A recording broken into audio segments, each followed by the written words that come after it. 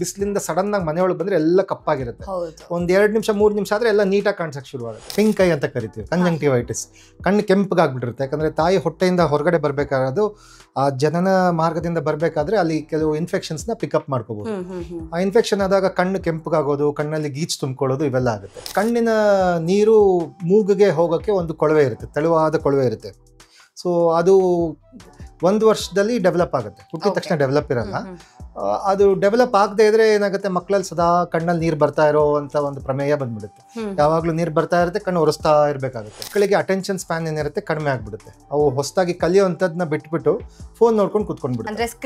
Screen time ಜಾಸ್ತಿ ಆದ್ರೆ other census develop ಆಗಲ್ಲ. ಟಚ್ ಸೆನ್ಸಸ್ಸು, ಹಿಯರ್ ಸೆನ್ಸಸ್ಸು, ಆಮೇಲೆ ಮಕ್ಕಳು ಓಡಾಡೋವಂಥ ಸೆನ್ಸಸ್ಸು, ಆಮೇಲೆ ಎನ್ವೈರನ್ಮೆಂಟ್ ಇಂದ ಅದ್ರ ಕಲಿಯುವಂಥ ಎಷ್ಟೋ ಒಂದು ಮಕ್ಕಳು ಅದು ಕಡಿಮೆ ಆಗ್ಬಿಡುತ್ತೆ. ಜಾಸ್ತಿ ಸ್ಮಾರ್ಟ್ ಫೋನ್ ನೋಡ್ತಾರಲ್ಲ ಮಕ್ಕಳು, ಅವರು 2 ಸೆಕೆಂಡ್ ಮಿಟಿಕ್ಸ್ತಾ ಇರ್ತಾರೆ ಹಿಂಗೆ. ಸೊ ಅದರಿಂದ ತುಂಬಾ ಜನ ಪೇರೆಂಟ್ಸ್ ಮಕ್ಕಳನ್ನ ಕರ್ಕೊಂಡು ಬರ್ತಾರೆ ನಮ್ಮ ಬಳಿಗೆ. ಯಾವಾಗಲೂ ಕಣ್ಣು ಮಿಟಿಕ್ಸ್ತಾ ಇರ್ತಾನೆ, ಟಿವಿ ನೋಡ್ಬೇಕಾದ್ರೆ ಕಣ್ಣು ಮಿಟಿಕ್ಸ್ತಾ ಇರ್ತಾನೆ. ಮುಂಚೆ ಇಷ್ಟೊಂದು ಇರ್ತಿರಲಿಲ್ಲ, ಇವಾಗ ತುಂಬ ಕಣ್ಣು ಮಿಟಿಕ್ಸ್ತಾನೆ ಅಂತ. ಸ್ಲೀಪ್ ಸೈಕಲ್ ಡಿಸ್ಟರ್ಬ್ ಆಗಿಬಿಡುತ್ತೆ. ಆಮೇಲೆ sleep is not only rest, it is time where the brain rejuvenates. ಅಂದರೆ ತನ್ನಲ್ಲಿ ಆದ ಚೇಂಜಸ್ನೆಲ್ಲ ಕಲ್ತ್ಕೊಂಡು ಆ ಹೊಸ ಲರ್ನಿಂಗ್ಸ್ ಪ್ರೋಸೆಸ್ನೆಲ್ಲ ಮಾಡಿಫೈ ಮಾಡಿಕೊಂಡು ಅದನ್ನು ಪ್ರೋಟೀನಾಗಿ ಕನ್ವರ್ಟ್ ಮಾಡಿ ಸ್ಟೋರ್ ಮಾಡೋವಂಥ ಸಮಯ ಅದು ತಲೆಯಲ್ಲಿ.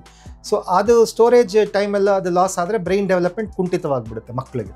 ಕೆಲವು ಸಮಸ್ಯೆಗಳಿದ್ದಾವೆ, ಅಂದರೆ ಜೆನೆಟಿಕ್ ಡಿಸಾರ್ಡರ್ಸ್ ಅಂತ ಏನು ಕರಿತೀವಿ, ಅವು ಹೊಟ್ಟೆಯಿಂದ ಶುರುವಾದ್ರೂ ಮ್ಯಾನಿಫೆಸ್ಟು ಮಗು ಹೊಟ್ಟೆಯಿಂದ ಹೊರಗಡೆ ಬಂದಾಗ ಆಗ್ತವೆ. ಕಣ್ಣು ನಾರ್ಮಲಿ ತಾಯಿ ಹೊಟ್ಟೆಯಲ್ಲಿ ಕಪ್ ಥರ ಇರುತ್ತೆ, ಸ್ಲೋ ಆಗಿ ಕ್ಲೋಸ್ ಆಗಿ ಒಂದು ಸ್ಪಿಯರ್ ಥರ ಆಗುತ್ತೆ. ಸೊ ಇವೆಲ್ಲ ಬ್ಯಾಲೆನ್ಸ್ ಆದರೆ ಪವರ್ 0 ಆಗುತ್ತೆ. ಅವಾಗ ಕನ್ನಡಕ ಇಲ್ಲದೆ ಎಲ್ಲ ನೀಟಾಗಿ ನಿಮಗೆ ಕಾಣಿಸುತ್ತೆ. ಇದರಲ್ಲಿ ಒಂಚೂರು ಏರುಪೇರ್ ಆದರೆ ಅಥವಾ ಕಣ್ಣು ಉದ್ದ ದೊಡ್ಡದಾಯಿತು, ಕರಿಗುಡ್ಡೆ ಫ್ಲಾಟ್ ಆಯಿತು ಅಂದರೆ ಪವರ್ ಬರುತ್ತೆ. ಸಪೋಸ್ ಕಣ್ಣು ತುಂಬ ಜಾಸ್ತಿ ಉದ್ದ ಆಯಿತು ಅಂದರೆ ಈ ಸಮೀಪ ದೃಷ್ಟಿ ಬಂದ್ಬಿಡುತ್ತೆ. ಕಣ್ಣು ಉದ್ದ ಜಾಸ್ತಿ ಆಯಿತು ಏನಂದರೆ ಆ ಮುಂದ್ಗಡೆ ಇರೋ ಕಡಿಗುಡ್ಡೆ ಆ ಇಮೇಜ್ನ ಕಣ್ಣು ಮುಂದೆ ಫೋಕಸ್ ಮಾಡೋಕ್ಕೆ ಶುರು ಮಾಡುತ್ತೆ. ಅಕ್ಷಿಪಟಲದ ಬದಲು ಸ್ವಲ್ಪ ಮುಂದೆ ಫೋಕಸ್ ಮಾಡುತ್ತೆ. ಶಾರ್ಟೇಜ್ ಆಫ್ ಫೋಕಸಿಂಗ್ ಪವರ್ ಆಗಿಬಿಡುತ್ತೆ. ಆವಾಗ ಸಮೀಪ ದೃಷ್ಟಿ ಆಗಿಬಿಡುತ್ತೆ. ಹತ್ತಿರದೆಲ್ಲ ಹೋಗಿ ಕಾಣಿಸ್ತಾ ಇರುತ್ತೆ ಮಗುಗೆ, ದೂರದೆಲ್ಲ ಮಂಕ ಕಾಣಿಸ್ತಾ ಇದೆ. ಆಮೇಲೆ ಹಳೆ ಕಾಲದಲ್ಲೆಲ್ಲ ಏನು ಮಾಡೋರು, ಮಕ್ಕಳಿಗೆ ಸ್ಲೇಟಲ್ಲಿ ಬರ್ಸೋರು ದೊಡ್ಡದಾಗಿ ಆ ಅಥವಾ ABCD ಎಲ್ಲ. ಇವಾಗ ಏನು ಮಾಡ್ತಾರೆ, ಸಣ್ಣ ಪೆನ್ಸಿಲ್ ಕೊಟ್ಬಿಡ್ತಾರೆ, ಪೆನ್ಸಿಲ್ ಕೊಟ್ಬಿಡ್ತಾರೆ, ಸಣ್ಣದಾಗಿ ಬರೆಸ್ತಾರೆ. ಸೊ ಅಷ್ಟು ಸಣ್ಣದಾಗಿ ಬರೆದಷ್ಟು ಅಕಾಮಿಡೇಷನ್ ಜಾಸ್ತಿ ಯೂಸ್ ಆಗುತ್ತೆ. ಸೊ ತುಂಬ ಎಳೆ ಮಕ್ಕಳಿಗೆ ಸಣ್ಣದಾಗಿ ಬರೆಯೋದನ್ನ ಅವಾಯ್ಡ್ ಮಾಡಿಸ್ಬೇಕು ನಾವು. ದೊಡ್ಡ ಇಮೇಜಸ್ ತೋರಿಸ್ಬೇಕು, ದೊಡ್ಡ ಇದರಲ್ಲಿ ಹೇಳ್ಕೊಡ್ಬೇಕು. ಆವಾಗ ಅವ್ರಿಗೆ ಈ ಸಮೀಪ ದೃಷ್ಟಿ ಡೆವಲಪ್ ಆಗುವಂಥ ಚಾನ್ಸಸ್ ಕಡಿಮೆ ಆಗುತ್ತೆ. ಸಪ್ರೇಷನ್ಗಿಂತ ಇನ್ನೊಂದು ಸೀರಿಯಸ್ ಕಂಡೀಷನ್ ಇದೆ, ಆಂಬ್ಲಯೋಪಿ ಅಂತ. ಲೇಜಿ ಆಗಿಬಿಡುತ್ತೆ ಒಂದು ಕಣ್ಣು. ಆ ಕಣ್ಣಲ್ಲಿ ಅನಾಟಾಮಿಕಲಿ ಎಲ್ಲ ಚೆನ್ನಾಗಿರುತ್ತೆ, ಕಣ್ಣು ಸ್ಟ್ರಕ್ಚರು ಶೇಪು ಎಲ್ಲ ನಾರ್ಮಲ್ ಇರುತ್ತೆ, ಬಟ್ ಬ್ರೈನಲ್ಲಿ ಪ್ರೋಗ್ರಾಮಿಂಗ್ ಆಗಿರಲ್ಲ.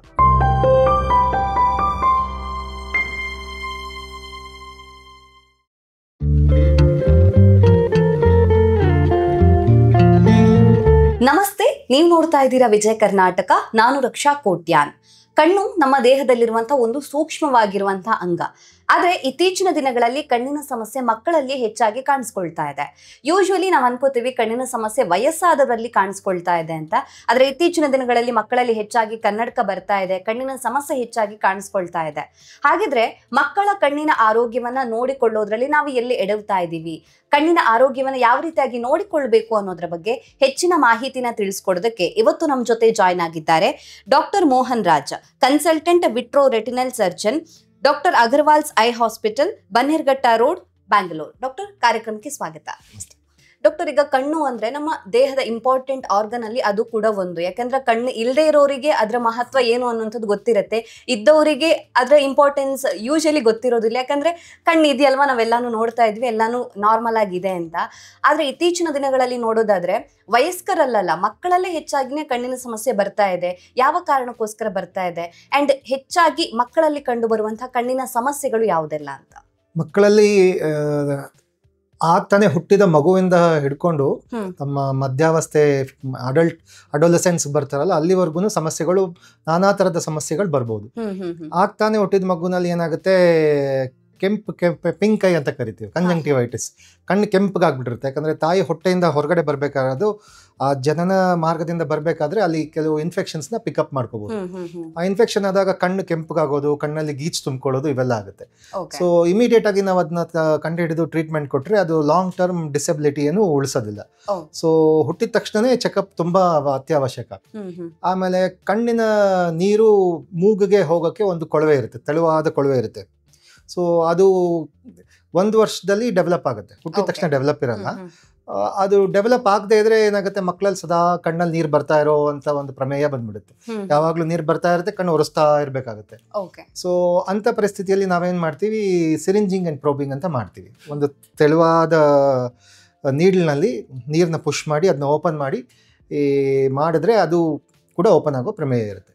ಆಮೇಲೆ ಇನ್ನು ಸ್ವಲ್ಪ ದೊಡ್ಡ ಮಕ್ಕಳು ಅಂದರೆ 1 ವರ್ಷ 2 ವರ್ಷ ಮಕ್ಕಳಲ್ಲಿ ಈಗಿನ ಸದ್ಯದ ಪರಿಸ್ಥಿತಿಯಲ್ಲಿ ಮಕ್ಕಳಿಗೆ ಊಟ ಮಾಡಲಿಕ್ಕೆ ಅಥವಾ ಅವ್ರು ಅಳ್ತಾ ಇದ್ರೆ ಸುಮ್ಮನೆ ಇರಿಸೋದಕ್ಕೆ ಫೋನ್ ಕೊಟ್ಬಿಡ್ತಾರೆ. ಇದರಿಂದ ತುಂಬ ಹಾನಿ ಕಣ್ಣಿಗೆ ಆಗುವಂಥ ಚಾನ್ಸಸ್ ಬರುತ್ತೆ. ಒಂದು, ಮಕ್ಕಳಿಗೆ ಅಟೆನ್ಷನ್ ಸ್ಪ್ಯಾನ್ ಏನಿರುತ್ತೆ ಕಡಿಮೆ ಆಗ್ಬಿಡುತ್ತೆ. ಅವು ಹೊಸದಾಗಿ ಕಲಿಯೋವಂಥದ್ದನ್ನ ಬಿಟ್ಬಿಟ್ಟು ಫೋನ್ ನೋಡ್ಕೊಂಡು ಕುತ್ಕೊಂಡ್ಬಿಡುತ್ತೆ. ಸ್ಕ್ರೀನ್ ಟೈಮ್ ಜಾಸ್ತಿ ಆದರೆ ಅದರ್ ಸೆನ್ಸಸ್ ಡೆವಲಪ್ ಆಗಲ್ಲ. ಟಚ್ ಸೆನ್ಸಸ್ಸು, ಹಿಯರ್ ಸೆನ್ಸಸ್ಸು, ಆಮೇಲೆ ಮಕ್ಕಳು ಓಡಾಡೋವಂಥ ಸೆನ್ಸಸ್ಸು, ಆಮೇಲೆ ಎನ್ವೈರನ್ಮೆಂಟಿಂದ ಅದ್ರ ಕಲಿಯುವಂಥ ಎಷ್ಟೊಂದು ಮಕ್ಕಳು ಅದು ಕಡಿಮೆ ಆಗ್ಬಿಡುತ್ತೆ. ಸೊ ಅಂಥ ಪರಿಸ್ಥಿತಿ ಏನಾಗುತ್ತೆ, ಮಕ್ಕಳು ಒಂದು ಪಾಯಿಂಟಲ್ಲಿ ಅದಕ್ಕೆ ತುಂಬ ಅಡಿಕ್ಟ್ ಆಗಿಬಿಡ್ತಾರೆ. ಅದು ಕಿತ್ಕೊಂಡಿದ್ದ ತಕ್ಷಣ ಅಳೋವಂಥದ್ದು, ರಚ್ಚೆ ಮಾಡೋವಂಥದ್ದು ಶುರು ಮಾಡಿಬಿಡ್ತಾರೆ. ಆಮೇಲೆ ಅದರಿಂದ ಏನಾಗುತ್ತೆ, ತುಂಬ ಹತ್ತಿರದ ಕೆಲಸ ಮಾಡಿದ್ರೆ ಏನಾಗ್ಬಿಡುತ್ತೆ, ಕಣ್ಣಿನ ಬೆಳವಣಿಗೆ ಜಾಸ್ತಿ ಆಗಿಬಿಡುತ್ತೆ, ಅಂದರೆ ಉದ್ದ ಆಗಿಬಿಡುತ್ತೆ ಕಣ್ಣು. ಅಂಥ ಪರಿಸ್ಥಿತಿಯಲ್ಲಿ ಈ ದೂರದೃಷ್ಟಿ ದೋಷ, ಸಮೀಪ ದೃಷ್ಟಿ ದೋಷ ಬರೋಕ್ಕೆ ಶುರುವಾಗ್ಬಿಡುತ್ತೆ. ಆಮೇಲೆ ಅದಾದ ನಂತರ ಕಣ್ಣಲ್ಲಿ ತೇವಾಂಶ ಕಡಿಮೆ ಆಗಿಬಿಡುತ್ತೆ. ತೇವಾಂಶ ಕಡಿಮೆ ಆಗಿದ ತಕ್ಷಣ ಏನಾಗುತ್ತೆ, ಮಕ್ಕಳು ಜಾಸ್ತಿ ಕಣ್ಣು ಮಿಟಕ್ಸಕ್ಕೆ ಶುರು ಮಾಡ್ತಾರೆ. ನಾರ್ಮಲಿ 6 ಸೆಕೆಂಡ್ ಒಂದ್ಸತಿ ನಾವು ಕಣ್ಣು ಮಿಟಕ್ಸ್ತೀವಿ. ಈ ಜಾಸ್ತಿ ಸ್ಮಾರ್ಟ್ ಫೋನ್ ನೋಡ್ತಾರಲ್ಲ ಮಕ್ಕಳು, ಅವರು 2 ಸೆಕೆಂಡ್ ಮಿಟಕ್ಸ್ತಾ ಇರ್ತಾರೆ, ಹಿಂಗೆ. ಸೊ ಅದರಿಂದ ತುಂಬ ಜನ ಪೇರೆಂಟ್ಸ್ ಮಕ್ಕಳನ್ನ ಕರ್ಕೊಂಡು ಬರ್ತಾರೆ ನಮ್ಮ ಬಳಿಗೆ. ಯಾವಾಗಲೂ ಕಣ್ಣು ಮಿಟಕ್ಸ್ತಾ ಇರ್ತಾನೆ, ಟಿವಿ ನೋಡ್ಬೇಕಾದ್ರೆ ಕಣ್ಣು ಮಿಟಕ್ಸ್ತಾ ಇರ್ತಾನೆ. ಮುಂಚೆ ಇಷ್ಟೊಂದು ಇರ್ತಿರಲಿಲ್ಲ, ಇವಾಗ ತುಂಬ ಕಣ್ಣು ಮಿಟಕ್ಸ್ತಾನೆ ಅಂತ. ಆಮೇಲೆ ಇನ್ನೊಂದು ಏನು ಸಮಸ್ಯೆ ಬರುತ್ತೆ ಅಂದರೆ, ಆ ಫೋನ್ನಲ್ಲಿ ಬ್ಲೂ ಲೈಟ್ ತುಂಬ ಜಾಸ್ತಿ ಬರುತ್ತೆ. ಈ blue light is associated with ಎಚ್ಚರದಲ್ಲಿರೋದು ಒಂದು ಇಂಡಿಕೇಶನ್. ಯಾಕಂದರೆ ನಾವು ಬೆಳಗ್ಗೆ ಹೇಳ್ತಿದ್ದಂಗೆ ಸೂರ್ಯನ ಬೆಳಕು ಬ್ಲೂ ಟಿಂಜ್ ಇರುತ್ತೆ, ಆಕಾಶನೂ ಬ್ಲೂ ಇರುತ್ತೆ, ನೀರು ಬ್ಲೂ ಇರುತ್ತೆ. ನೀವು ನೋಡಿ, ಇದರಿಂದ ನಮಗೆ ಬ್ರೈನಲ್ಲಿ ಇಂಪಲ್ಸಸ್ಸಿಂದ ಏನಾಗುತ್ತೆ, ನಾವು ಎಚ್ಚರ ಸ್ಥಿತಿಗೆ ತಲುಪ್ತೀವಿ. ಎಚ್ಚರ ಆಗಿದ ತಕ್ಷಣ ನಾವು ಆ್ಯಕ್ಟಿವ್ ಆಗ್ತೀವಲ್ಲ ಆ ಥರ. ಸೊ ಮಕ್ಕಳು ರಾತ್ರಿ ಎಲ್ಲ ಈ ಫೋನ್ ನೋಡೋದ್ರಿಂದ ಏನಾಗ್ಬಿಡುತ್ತೆ, ಅದೇ ಸಿಸ್ಟಮ್ ಆ್ಯಕ್ಟಿವೇಟ್ ಆಗಿಬಿಟ್ಟು ಅವ್ರಿಗೆ ನಿದ್ರಾವಸ್ಥೆ ತಲುಪೋದು ತುಂಬ ಕಷ್ಟ ಆಗಿಬಿಡುತ್ತೆ. ಸೊ ಮಕ್ಕಳು ನಿದ್ದೆ ಮಾಡಲ್ಲ, 12 ಗಂಟೆ ಆದರೂ ಎದ್ದಿರ್ತಾರೆ, 1 ಗಂಟೆ ಆದರೂ ಎದ್ದಿರ್ತಾರೆ. So that sleep cycle disturb ಆಗಿಬಿಡುತ್ತೆ. ಆಮೇಲೆ sleep is not only rest, it is time where the brain rejuvenates, ಅಂದರೆ ತನ್ನಲ್ಲಿ ಆದ ಚೇಂಜಸ್ನೆಲ್ಲ ಕಲ್ತ್ಕೊಂಡು ಆ ಹೊಸ ಲರ್ನಿಂಗ್ಸ್ ಪ್ರೋಸೆಸ್ನೆಲ್ಲ ಮಾಡಿಫೈ ಮಾಡಿಕೊಂಡು ಅದನ್ನು ಪ್ರೋಟೀನಾಗಿ ಕನ್ವರ್ಟ್ ಮಾಡಿ ಸ್ಟೋರ್ ಮಾಡೋವಂಥ ಸಮಯ ಅದು ತಲೆಯಲ್ಲಿ. ಸೊ ಅದು ಸ್ಟೋರೇಜ್ ಟೈಮೆಲ್ಲ ಅದು ಲಾಸ್ ಆದರೆ ಬ್ರೈನ್ ಡೆವಲಪ್ಮೆಂಟ್ ಕುಂಠಿತವಾಗಿಬಿಡುತ್ತೆ ಮಕ್ಕಳಿಗೆ. ಸೊ ಈ ಸ್ಲೀಪ್ ಸೈಕಲ್ ಡಿಸ್ಟರ್ಬ್ ಆಗುತ್ತೆ, ಆಮೇಲೆ ಡ್ರೈ ಐಸ್ ಡೆವಲಪ್ ಆಗುತ್ತೆ, ಆಮೇಲೆ ದೂರದೃಷ್ಟಿ ಸಮೀಪ ದೃಷ್ಟಿ ತೊಂದರೆಗಳು ಬರ್ತವೆ. ಆಮೇಲೆ ಇದು ಅಟೆನ್ಷನ್ ಸ್ಪ್ಯಾನ್ ಅಂತ ಏನು ಹೇಳ್ತೀವಿ, ಮಕ್ಕಳು ಯಾವುದಾದ್ರೂ ಕೂತ್ಕೊಂಡು ಕಲಿಯೋವಂಥ ಸಮಯ ಕೊಟ್ಟು ಕಲಿಯೋವಂಥ ಒಂದು ಪ್ರವೃತ್ತಿ ಏನಾಗಿದೆ ಅದು ಕಡಿಮೆ ಆಗಿಬಿಡುತ್ತೆ, ಮಕ್ಕಳಿಗೆ ಕಾನ್ಸಂಟ್ರೇಷನ್ ಕಡಿಮೆ ಆಗಿಬಿಡುತ್ತೆ. ಸೊ ಇದು ಆಲ್ಮೋಸ್ಟ್ 1 ವರ್ಷ 2 ವರ್ಷ ಮಕ್ಕಳಿಂದ ಇಟ್ಕೊಂಡು ಟೀನೇಜ್ ಅಡೋಲಸೆಂಟ್ ಮಕ್ಕಳವರೆಗೂ ಈ ಸಮಸ್ಯೆ ಬರುತ್ತೆ. ಆಮೇಲೆ ನೆಕ್ಸ್ಟ್ ಸಮಸ್ಯೆ ಏನಂದರೆ ಅಲರ್ಜಿ ಅಂತದ್ದು. ಈ ಸೀಸನಲ್ ಪರ್ಟಿಕ್ಯುಲರ್ಲಿ ಮಳೆಗಾಲದಲ್ಲಿ ಏನಾಗುತ್ತೆ, ಈ ಎನ್ವೈರನ್ಮೆಂಟಲ್ಲಿರೋ ಡಸ್ಟು, ಆಮೇಲೆ ಈ ಫ್ಲವರ್ನಲ್ಲಿ ಪೋಲನ್ ಅಂತ ಬರುತ್ತೆ, ಪೋಲನ್ ಅಲರ್ಜಿ. ಕಣ್ಮೇಲೆ ಕುತ್ಕೊಂಡಿದ ತಕ್ಷಣ ಅಲರ್ಜಿ ಶುರುವಾಗಿ ಕಣ್ಣು ಕೆಂಪಗಾಗುವಂಥದ್ದು, ನೀರು ಸೋರುವಂಥದ್ದು, ತುಂಬ ನವೆ ಬರುವಂಥದ್ದು. ಮಕ್ಕಳು ಉಜ್ತಾನೆ ಇರ್ತಾರೆ, ಉಜ್ಜಿ ಕಣ್ಣು ಕೆಂಪಗಾಗ್ಬಿಡುತ್ತೆ. ಸೊ ಈ ಸಮಸ್ಯೆ ಬರೋ ಚಾನ್ಸಸ್ ಇರುತ್ತೆ. ಆಮೇಲೆ ಬೇರೆ ಥರದ ಸಮಸ್ಯೆಗಳು ಏನಂದರೆ ಫ್ಯೂಷನ್ ಡಿಸಾರ್ಡರ್ಸ್ ಅಂತ ಕರಿತೀವಿ. ಅಂದರೆ ನಾರ್ಮಲಿ ನಮ್ಮ 2 ಕಣ್ಣು ಒಂದೇ ಆ್ಯಂಗಲಲ್ಲಿ ಅಲೈನ್ ಆಗಿರುತ್ತೆ, ಮೆಳ್ಳೆಗಣ್ಣು ಅಂತ ಆಗ್ಬಿಡುತ್ತೆ. ಒಂದು ಕಣ್ಣು ಸ್ಟ್ರೈಟ್ ಆಗಿ ನೋಡ್ತಾ ಇರುತ್ತೆ, ಒಂದು ಕಣ್ಣು ಸೊಟ್ಟ ನೋಡ್ತಾ ಇರುತ್ತೆ. ಇದು ಅಲೈನ್ಮೆಂಟ್ ಡಿಫೆಕ್ಟ್. ಅದೇನಂದರೆ ಮಸಲ್ ಇಂಬ್ಯಾಲೆನ್ಸ್ ಇಂದ ಆಗುತ್ತೆ.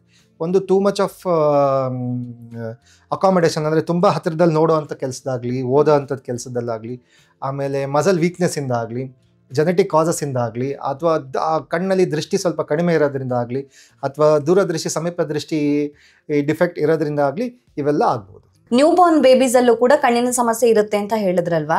ಸೊ ಹೊಟ್ಟೆಯಲ್ಲಿ ಇರ್ತಾನೆ ಮಕ್ಕಳಿಗೆ ಕಣ್ಣಿನ ಸಮಸ್ಯೆ ಬಂದಿರುತ್ತಾ ಹೇಗೆ, ಅಥವಾ ಜೆನೆಟಿಕಲಿ ಬರುತ್ತಾ ಹೇಗೆ ಅಂತ? ಹೌದು, ಕೆಲವು ಸಮಸ್ಯೆಗಳಿದ್ದಾವೆ.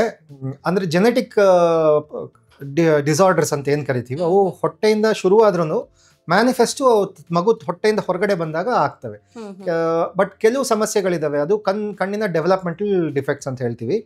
ಕಣ್ಣು ನಾರ್ಮಲಿ ತಾಯಿ ಹೊಟ್ಟೆಯಲ್ಲಿ ಕಪ್ ಥರ ಇರುತ್ತೆ, ಸ್ಲೋ ಆಗಿ ಕ್ಲೋಸ್ ಆಗಿ ಒಂದು ಸ್ಪಿಯರ್ ಥರ ಆಗುತ್ತೆ. ಸೊ ಕ್ಲೋಜರಲ್ಲಿ ಡಿಫೆಕ್ಟ್ ಆಗಿಬಿಟ್ರೆ ಏನಾಗ್ಬಿಡುತ್ತೆ, ಕೊಲೊಬೋಮಾ ಅಂತ ಒಂದು ಕಂಡೀಷನ್ ಬರುತ್ತೆ. ಅರ್ಧ ಡೆವಲಪ್ ಆಗಿರುತ್ತೆ ಕಣ್ಣು, ಅರ್ಧ ಡೆವಲಪ್ ಆಗಿರಲ್ಲ. ಅಂಥ ಮಕ್ಕಳಿಗೆ ಏನಾಗುತ್ತೆ, ಅವ್ರ ದೃಷ್ಟಿ ಮೇಲ್ಗಡೆ ಪಾರ್ಟಿಂದ ಮಾತ್ರ ನೋಡ್ತಾರೆ, ಈ ಥರ ಅವ್ರದ್ದು ಹೆಡ್ ಟಿಲ್ಟ್ ಬಂದ್ಬಿಡುತ್ತೆ. ಆಮೇಲೆ ಅರ್ಧ ಫೀಲ್ಡ್ ಆಫ್ ವ್ಯೂ ಅಲ್ಲಿ ಮಾತ್ರ ನೋಡ್ತಾ ಇರ್ತಾರೆ ಅದನ್ನು. ಸೊ ಇಂಥದ್ದು ಏನಾಗುತ್ತೆ ಅಂದರೆ ಈ ಕ್ಲೋಷರ್ ಏನಾಗುತ್ತೆ 6 ವಾರ 8 ವಾರದಲ್ಲಿ ಆಗ್ಬಿಡುತ್ತೆ. ಸೊ ಆ ಟೈಮಲ್ಲಿ ಏನಾದರೂ ಇನ್ಫೆಕ್ಷನ್ ಆದರೆ ತಾಯಿಗೆ ಅಥವಾ ಯಾವುದಾದ್ರು ಪ್ರಿಸ್ಕ್ರಿಪ್ಷನ್ ಇಲ್ಲದೆ ಯಾವುದಾದ್ರೂ ಮಾತ್ರೆ ತೊಗೊಂಡ್ರೆ ಈ ಥರ ಡಿಫೆಕ್ಟ್ ಆಗುವಂಥ ಚಾನ್ಸಸ್ ಬರುತ್ತೆ. ಕೆಲವು ಜೆನೆಟಿಕ್ ಕಂಡೀಷನ್ಸ್ ಕೂಡ ಇದ್ದಾವೆ, ಅದರಲ್ಲೂ ಈ ಥರ ಕೊಲೊಬಾಮ ಬರೋ ಚಾನ್ಸಸ್ ಇರುತ್ತೆ. ಸೊ ಒಂದ್ಸತಿ ಕೊಲೊಬಾಮ ಆಗಿ ತಾಯಿ ಹೊಟ್ಟೆಯಿಂದ ಮಗು ಹೊರಗಡೆ ಬಂದರೆ ಅದಕ್ಕೇನು ಟ್ರೀಟ್ಮೆಂಟ್ ಇಲ್ಲ. ಬಟ್ ಇರೋಷ್ಟು ದೃಷ್ಟಿ ಉಳಿಸ್ಲಿಕ್ಕೆ ಲೇಸರ್ ಅಥವಾ ಏನು ಸರ್ಜರಿ ಅಂತ ಮಾಡಿ ದೃಷ್ಟಿ ಇರೋಷ್ಟನ್ನು ಉಳಿಸ್ಬೋದು. ಆಮೇಲೆ ಕೆಲವು ಜೆನೆಟಿಕ್ ಡಿಫೆಕ್ಟ್ಸ್ ಇದಾವೆ, ಅಂದ್ರೆ ಅದರಲ್ಲಿ ಕ್ಯಾಟ್ರಾಕ್ಟ್ ಡೆವಲಪ್ ಆಗ್ಬೋದು. ತಾಯಿ ಹೊಟ್ಟೆಯಿಂದ ಬಂದಾಗಲೇ ಕ್ಯಾಟ್ರಾಕ್ಟ್ ಡೆವಲಪ್ ಪೊರೆ ಬರ್ಬೋದು. ಚಿಕ್ಕ ನಾರ್ಮಲಿ ಪೊರೆ ವಯಸ್ಸಾದವ್ರಿಗೆ ಬರುತ್ತೆ, ಬಟ್ ಚಿಕ್ಕ ಮಕ್ಳಿಗೂ ಬರುವಂತ ಪ್ರಮೇಯ ಇರುತ್ತೆ. ಚಿಕ್ಕ ಮಕ್ಳಿಗೆ ಯಾವಾಗ ಬರುತ್ತೆ ಅಂದ್ರೆ ಕೆಲವು ಡಿಫೆಕ್ಟ್ಸ್ ಆಫ್ ಮೆಟಬಾಲಿಸಮ್ ಇರುತ್ತೆ, ಗ್ಯಾಲಕ್ಟೋಸೀಮಿಯಾ ಅಂತ ಕರಿತೀವಿ. ಅದೊಂದು ಶುಗರ್, ಅದು ನಾರ್ಮಲಿ ಹಾಲ್ನಲ್ಲಿರುತ್ತೆ. ಅದು ನಾರ್ಮಲಿ ಮೆಟಬಲೈಸ್ ಮಾಡೋ ಎನ್ಸೈಮ್ಸ್ ಮಕ್ಕಳಲ್ಲಿ ಇರಲ್ಲ. ಆವಾಗ ಏನಾಗುತ್ತೆ, ಅದು ಅಕ್ಯುಮುಲೇಟ್ ಆಗಿ ಆಗಿ ಆಗಿ ಪೊರೆ ಡೆವಲಪ್ ಆಗ್ಬಿಡುತ್ತೆ ಚಿಕ್ಕ ವಯಸ್ಸಿನಲ್ಲಿ. ಆಮೇಲೆ ಲೆನ್ಸು ಅದರಲ್ಲಿ ಜಾಗದಲ್ಲಿ ಕೂರಿಸ್ಲಿಕ್ಕೆ ಕೆಲವು ಪ್ರೋಟೀನ್ಸ್ ಅವಶ್ಯಕತೆ ಇರುತ್ತೆ. ಸೊ ಆ ಪ್ರೋಟೀನ್ಸ್ ಎಲ್ಲ ಡೆಫಿಷಿಯಂಟ್ ಆದರೆ ಸೈಡಿಗೆ ಬಂದ್ಬಿಡುತ್ತೆ, ಎಕ್ಟೋಪಿಯಾ ಲೆಂಟಿಸ್ ಅಂತ ಕರಿತೀವಿ. ಆಮೇಲೆ ಇನ್ನು ಕೆಲವುದು ನರದಲ್ಲಿ ಡಿಫೆಕ್ಟ್ ಬರೋಕ್ಕೆ ಚಾನ್ಸಸ್ ಇರುತ್ತೆ, ರೆಟಿನೈಟಿಸ್ ಪಿಗ್ಮೆಂಟೋಸಾ ಅಂತ ಕರಿತೀವಿ. ನರದಲ್ಲಿ ಕೆಲವು ಎನ್ಸೈಮ್ಸ್ ಬೇಕಾಗುತ್ತೆ, ಯಾಕಂದರೆ ಕಣ್ಣು ಒಂದು ಕ್ಯಾಮ್ರಾ ಥರ, ಇವಾಗ ನಿಮ್ಮ ಕ್ಯಾಮ್ರಾ ಇದೆಯಲ್ಲ ಅದೇ ಥರ. ಬಟ್ ಈ ಕ್ಯಾಮ್ರಾನಲ್ಲಿ ಆ ಡಿಜಿಟಲ್ ಫಿಲ್ಮ್ ಇರುತ್ತೆ, ಬಟ್ ಕಣ್ಣಿನಲ್ಲಿರೋ ಫಿಲ್ಮು ರೆಟಿನಾ ಅಂತ. ಬಟ್ ಅದರಲ್ಲಿ ಕಂಟಿನ್ಯೂಸ್ ಆಗಿ ರೀಸಿಂಥಸೈಸ್ ಆಗ್ತಾ ಇರಬೇಕು ಪಿಗ್ಮೆಂಟ್ಸ್. ಆ ಫಿಲ್ಮ್ ಕಂಟಿನ್ಯೂಸ್ ಆಗಿ ರೀಸಿಂಥಸೈಸ್ ಆಗ್ತಾ ಇರಬೇಕು, ಅದು ಫಿಲ್ಮ್ ಫಾರ್ಮ್ ಆಗ್ತಾ ಇರಬೇಕು, ಇಂಪಲ್ಸ್ ಬ್ರೈನ್ಗೆ ಹೋಗ್ತಾ ಇರಬೇಕು. ಈ ಸಿಂಥಸಿಸ್ಗೆ ಬೇಕಾಗಿರುವಂಥ ಕೆಲವು ಎನ್ಸೈಮ್ಸು ಡಿಫೆಕ್ಟ್ ಇರ್ತವೆ. ಆವಾಗ ಸಿಂಥಸೈಸ್ ಆಗಲ್ಲ, ಆವಾಗ ದೃಷ್ಟಿ ಮಂಕಾಗ್ತಾ ಹೊರಟೋಗ್ಬಿಡುತ್ತೆ ಮಕ್ಕಳಿಗೆ.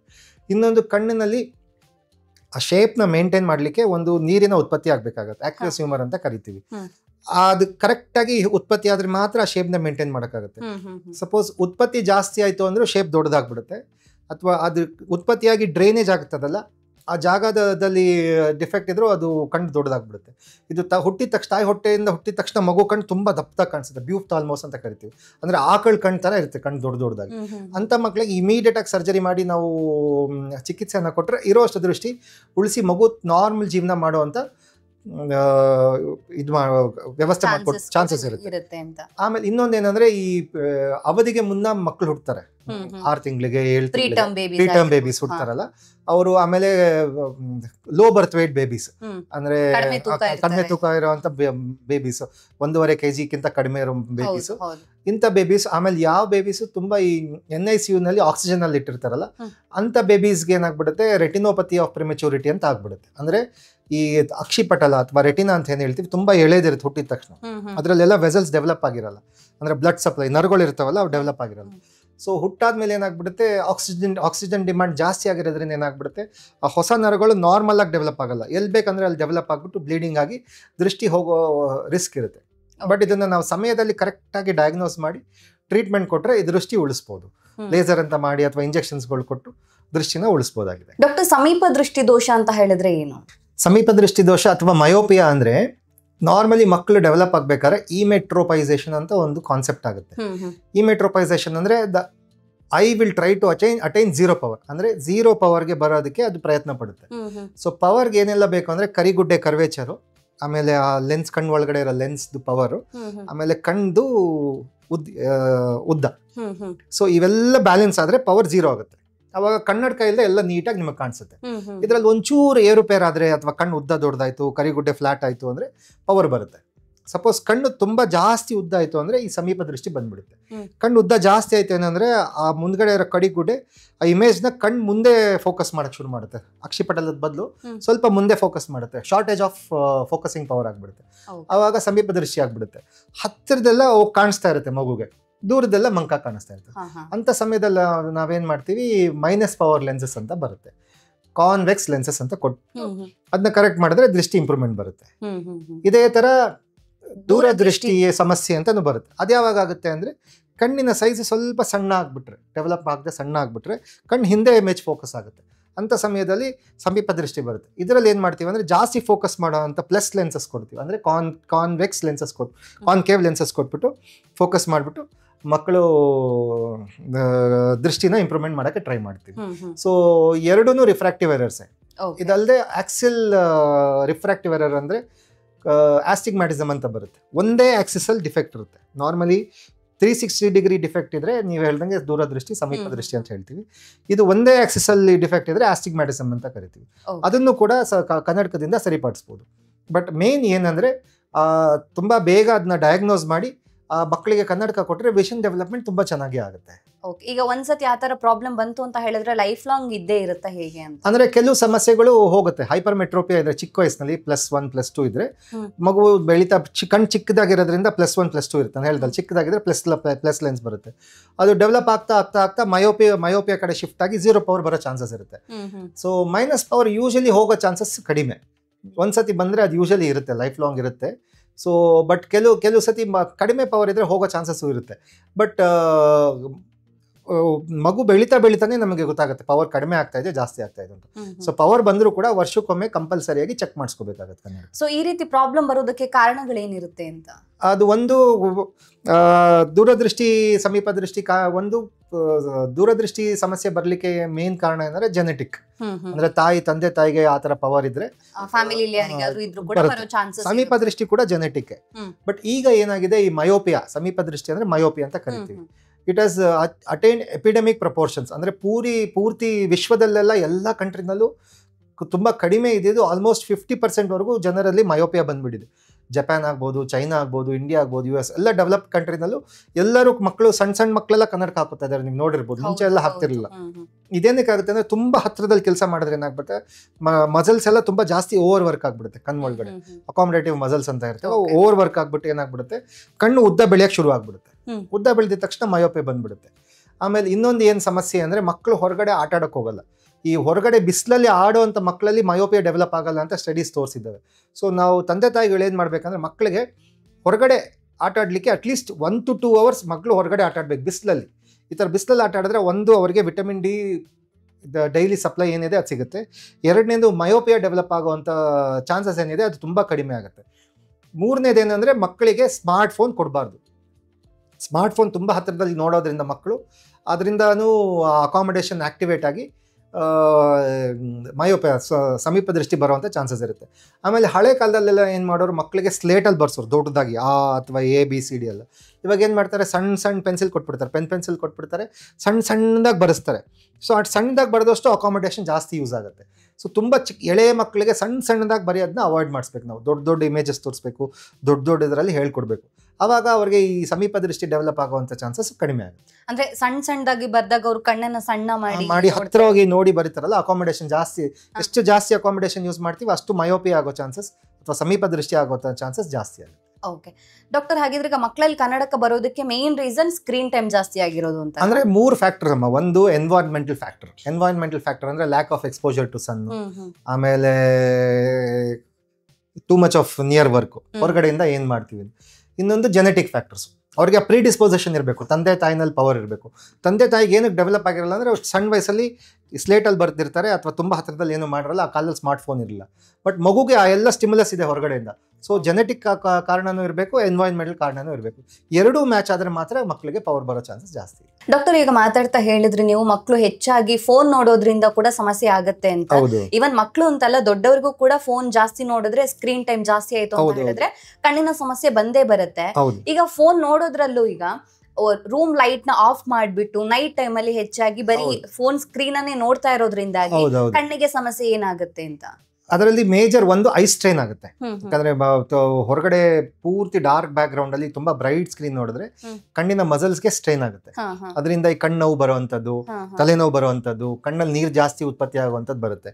ಎರಡನೇದು ನಮ್ಮ ಸ್ಲೀಪ್ ಸೈಕಲ್, ನಾನು ಹೇಳಿದೆ ಅಲ್ವಾ, ಬ್ಲೂ ಲೈಟ್ ಇಂದ ಆ ಮೆಲಟೋನಿನ್ ಅನ್ನೋ ಒಂದು ಹಾರ್ಮೋನ್ ರಿಲೀಸ್ ಆಗುತ್ತೆ ಬ್ರೈನ್ ಅಲ್ಲಿ.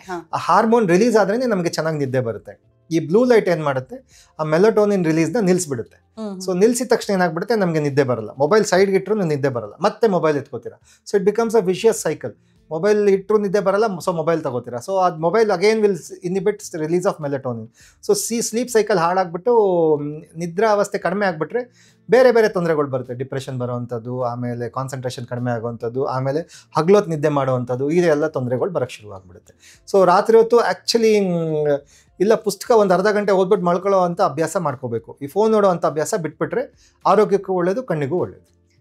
ಹಾಗಿದ್ರೆ ಈಗ ಮಲ್ಗೋ ಟೈಮ್ ಅಲ್ಲಿ ಫೋನ್ ನೋಡಿದ್ವಿ ಅಂತ ಹೇಳಿದ್ರೆ ನಮ್ಮ ನಿದ್ದೆಗೂ ಡಿಸ್ಟರ್ಬ್ ಆಗುತ್ತೆ, ಕಣ್ಣಿಗೂ ಸ್ಟ್ರೈನ್ ಆಗುತ್ತೆ ಅಂತ.